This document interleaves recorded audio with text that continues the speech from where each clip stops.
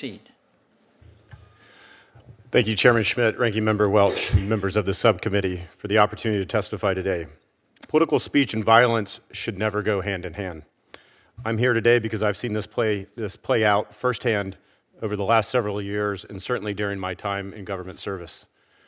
Let me be clear, I support those who lawfully exercise their constitutional rights, but when speech turns to violence, we must hold those committing violence accountable.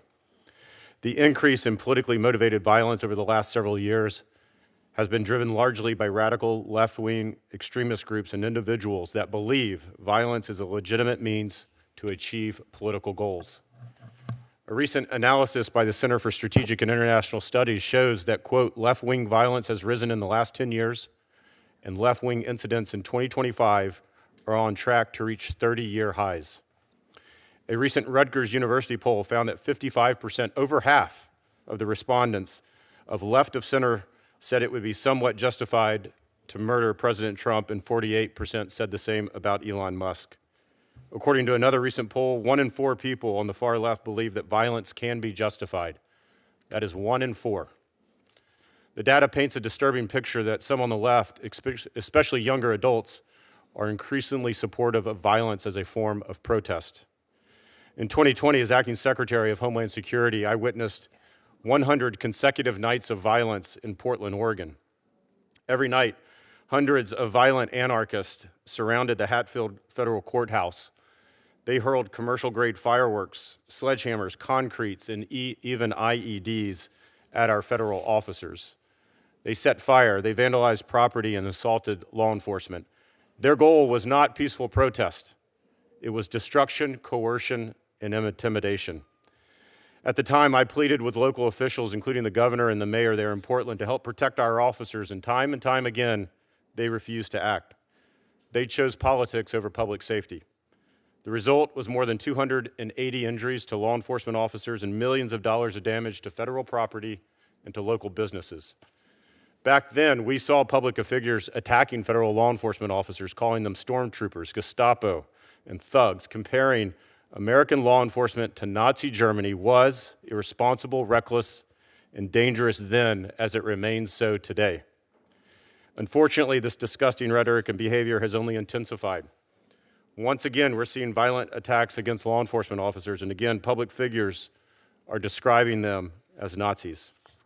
The difference between 2020 and now, however, is that the Trump administration knows what to expect and is fighting aggressively to hold these violent offenders accountable.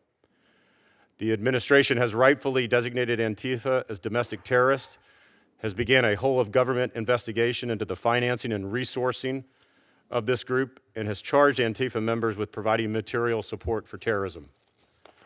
And despite what the mainstream media insists, groups like Antifa are not disorganized. They are increasingly organized, funded, and networked. They plan online, they operate anonymously, and execute in ways that make detection difficult. Make no mistake, their lack of structure is not a feature. It is a feature, not a bug. And it is designed to evade accountability and prosecution. Critics argue because they have no formal leadership, they shouldn't be treated as domestic terrorists. I believe this completely misses the point. This decentralized model mirrors what we have seen from jihadist networks, cyber criminals, and other criminal groups. Their lack of a hierarchy makes them more dangerous. This past summer, the American people witnessed multiple anti-fascist inspired attacks and threats on law enforcement, journalists, and civilians. This includes threats against ICE officers, other government officials, and even Attorney General Bondi just yesterday. Tragically, this also includes the sickening assassination of Charlie Kirk. I want to state this as plainly as I can. Enforcing immigration laws passed by Congress almost 60 years ago, is in no way, shape, or form fascism.